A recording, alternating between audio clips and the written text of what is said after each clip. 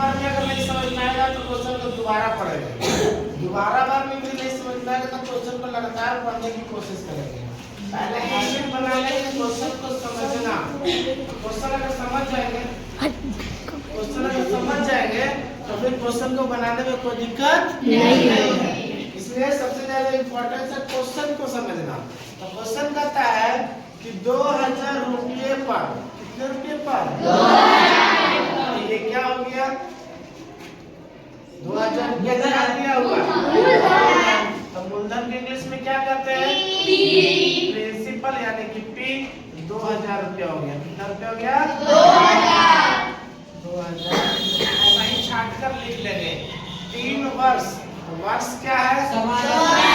इसको कहते हैं 3 वर्ष। आगे बढ़ते हैं 10%। कितना? 10%। वो क्या दिया है? 10%। तो कैसे किया? वार्षिक किया है। कैसा दिया है? वार्षिक है। सालाना। वार्षिक मतलब सालाना। हमसे पूछा है कि ब्याज बताओ। क्या बताओ? ब्याज। 3 वर्ष के बाद उसको मुझे कितना रुपया ज्यादा देना होगा? कितना रुपया ज्यादा देना होगा? ज्यादा पैसा होता है उसी को ना ब्याज कहते हैं। तो हम लोग निकाल लेते हैं, क्योंकि वार्षिक पूछा है तो साधारण ब्याज निकालना है। तो साधारण ब्याज का फॉर्मूला आप लोगों को पता है, SI बराबर P गुना R गुना T बटा में 100। T कितना है? 2000। R कितना है? 10। T कितना है? 3 बटा में हो जाएगा 100। 1 0 2 0 1 0 2 0। बाकी को क्या करना है? गुना करना है। 3 दूनी के 6। 1 0 1 0 2 0। तो 600 रुपया हमको अधिक देना होगा।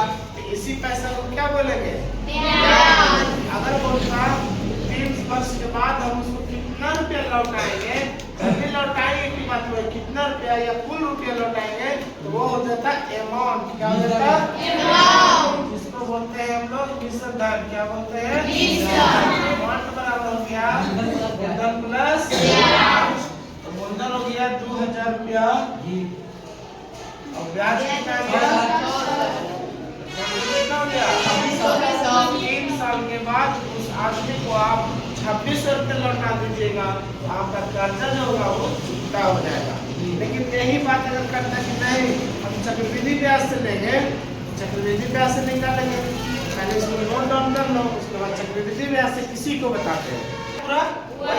लेकिन हम लोग यहाँ पे साधारण ब्याज का सूत्र का इस्तेमाल करते हुए चक्रवृद्धि ब्याज निकाल लेंगे।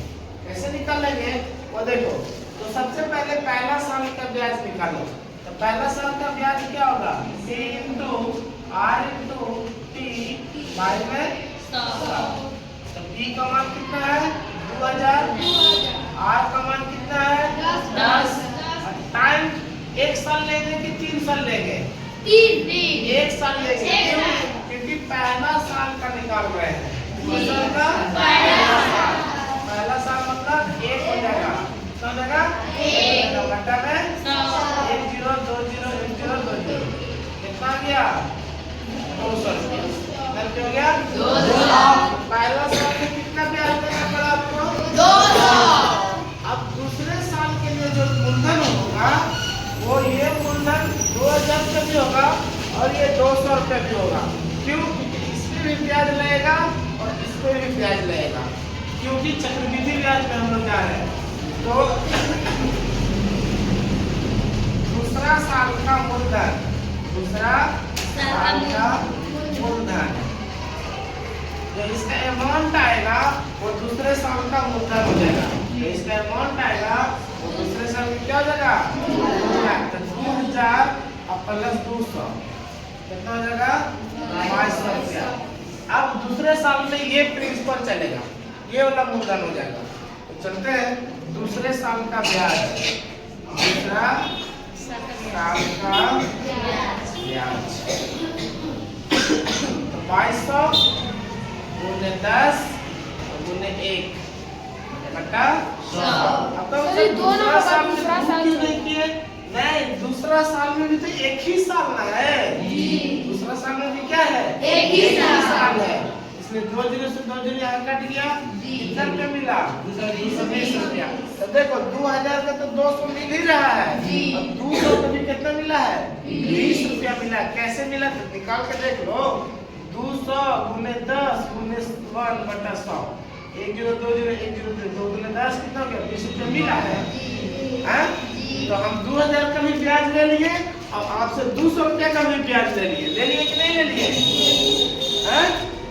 अब हो गया तीसरा साल, पहुंच गया। तो तीसरा साल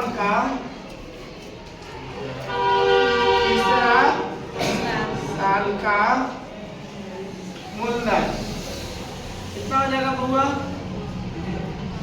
2200 और प्लस 220 कितना हो जाएगा? 2420 रुपया। अब तीसरा साल का ब्याज, तीसरा साल का ब्याज कितना जाएगा? 2420 गुने 10 गुने 1 कितना मिला? 242। देखो पहले 220 मिला, अब यहाँ कितना मिल गया? 242। तो बढ़ ना गया ब्याज? तो मूलधन कितना हो जाएगा? निषधन कितना हो जाएगा? 2000 पहले से था, पहले तो मूलधन निकाल लो।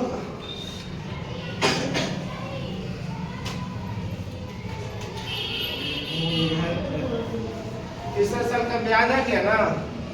242 रुपया। निषधन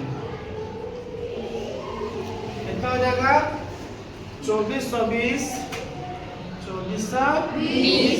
प्लस में 242 जोड़ो कितना आ रहा है? 2 4 2 6 2662। अब साधारण ब्याज पे जब हम लोग चले थे तो 2600 रुपया आया था। कितना? 2600। चक्रवृद्धि ब्याज पे चले तो 2662 आ गया, 62 रुपया बढ़ ना गया? क्यों? क्योंकि ब्याज का भी ब्याज हमको देना पड़ा, इसलिए 62 रुपया बढ़ गया। इसको हम कहते हैं चक्रवृद्धि ब्याज।